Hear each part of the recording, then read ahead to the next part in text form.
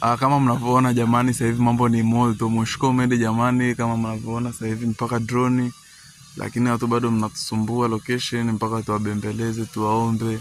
Nataka nini tena jamani?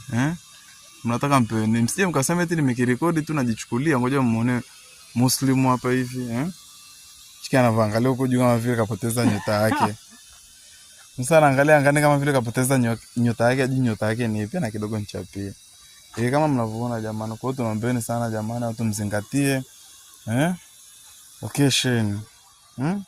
Kwa kitu kirahisi tu jamani. Mambo madogo haya. Iko wapi? Ile, yani sio ile kule.